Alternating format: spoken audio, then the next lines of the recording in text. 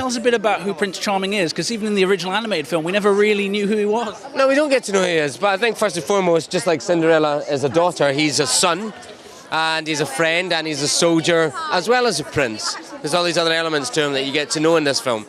I'm curious, how does the experience of playing Prince Charming compare to Rob Stark? Any parallels there? Very different, clearly. I suppose they both have a sense of responsibility that they've not asked for, and duty they've not asked for, but to be honest, the parallels kind of end because one doesn't end happily ever after.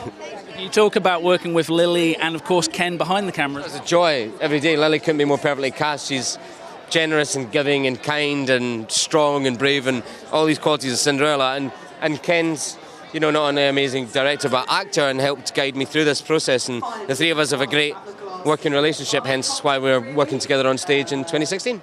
Why do you think all these years later this story continues to have relevance for a modern audience? Human nature. I think that's what the heart of it is about, the idea that good prevails over evil, and that kind of resonates through the ages. This story's been told way before Disney got their hands on it. It's a really old tale. And it's about that, and it's about perception, I think, particularly. You know, the stepmother's life is pretty good. House, kids, money, and yet she views it badly. Whereas Cinderella's life can be worse, and she finds the best in things and views it positively and is thus happier. And I think that's something that kind of we could all use a bit of today.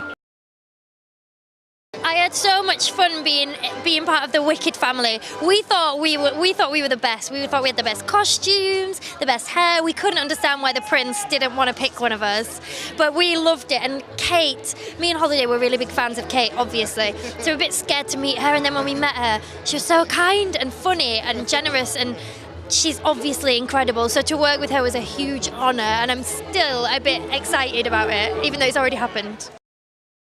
Oh, we had so much fun. We had too much fun being mean. Lily's such a good sport. She loved it. And oh, it's so noisy, sorry. And yeah, she loved it. There's one scene where we took it too far in character. We were very mean, and she's so sad. We kept apologising after cut, and obviously it's part of the characters. But it was so much fun. We loved it. There's been a lot of debate about whether or not Cinderella remains a positive role model for young girls. I mean, what do you feel about that? I really do think she is a very lovely role model because she's got this inner strength and this courage, and she's a truthful, kind person. And definitely, I think that's admirable and role model worthy. I didn't say very good words just then. And how's season 6 filming for Downton going? I came from Downton this afternoon, and they all waved me off like they were all my mum and dad, like from their trailers, really excited, and packed me off in the car. Yeah, and I'm going back there tonight because we're on location, so they might all wait up in the bar for me. Well, it was a great honour to be asked to write the score and to make the transition from the animation to the live action. It's a glorious picture. Kenneth Branagh has directed a fantastic picture and done a wonderful job. It was a real honour to be part of the Disney family and to be part of the tradition of these great composers who have gone before me. This score is very eclectic and it demanded a lot of challenges from me. I was asked to write waltzes, polkas, I think you've heard some of them here, and action music. The film's full of romance, it's full of charm, it's full of enchantment, it's funny. So all these elements had to be captured by the music, and the performances are phenomenal. So I had to work with these fantastic actors' performances. Lily James, and this song, and I co-wrote this song playing with Ken Branagh and Tommy D, the song Strong in the End. So the whole thing has been a fantastic experience and a great honour. Ken is a fantastic director. What do you think he specifically brought to this new version of a beloved classic? Well, he brought he maintained the timeless quality, and he brought a new, fresh approach to it, a modern, contemporary feel to it, and I think he's directed a classic picture. Of course, I mean, there's a big debate about whether or not Cinderella is a role model for a kind of a modern, young, feminine audience. What do you sort of feel about that? The suggestion that perhaps it sort of harks back to an older kind of Disney ideal. Well, I think the character is reminiscent of Gandhi. That sounds quite a big statement, but I think she lets life, she accepts things the way they are. She's unquestioning, she trusts everyone, she believes in everyone. So I think she's a great role model. She's a great person with lots of courage and kindness. I think she's a fantastic role model for being a good, kind person. What makes Lily James the perfect fit for that iconic heroine? Well, she's everyone's Cinderella.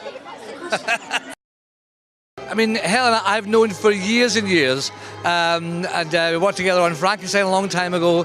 She's a great talent and very, very versatile actress, and great, bubbly and fun. And Lily is absolutely enchanting, just like the real Cinderella, and has the same heart and the same wonderful disposition. And it's a joy to have met her and worked with her. A real joy.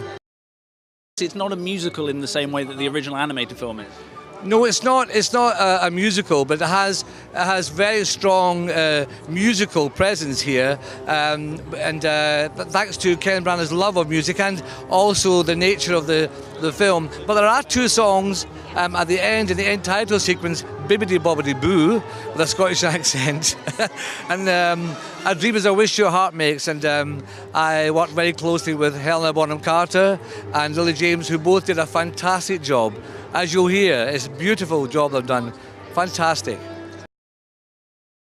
It's sort of, it's set vaguely in the 19th century. 19th century, a bit of 18th century thrown in, but without being like really strictly historically correct.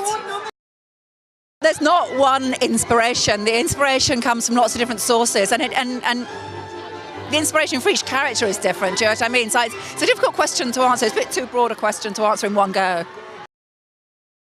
The most challenging thing about the ball gown was to actually not disappoint anybody, because I realised that this is what everybody's going to want to see. The ball gown and the shoes, what's it going to be like? So that was really terrifying. I knew what I wanted it to do. I knew what I wanted to achieve with it. I wanted it to move fantastically, be huge, but be really light, and actually be very simple.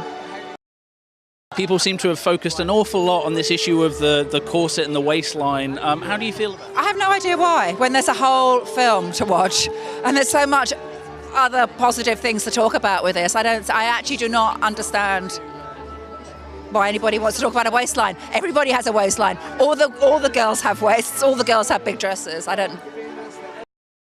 At the time when we were filming and a new costume would come onto the set, that would be my favourite. I have favourites of the day. You talk about working with Ken, obviously a great director and a real collaborator on this. Working with Ken, yes, he was a great director, and he was a great director even more because he let me do what I wanted. There's nothing like being given freedom to actually go wild. I hope they're going to come away thinking they've seen a really great film that they want to see again. And I hope they get the message really is, it's a positive message for kids, or kids, adults, whatever age, is that you should accept yourself for who you are and accept everybody else for who they are. That's the story. And do you think that Cinderella remains a positive role model for young girls in particular watching Cinderella? That's what I'm saying. Yes, I think she is. She's courage and kindness and forgiveness. She forgives that awful stepmother at the end of the film.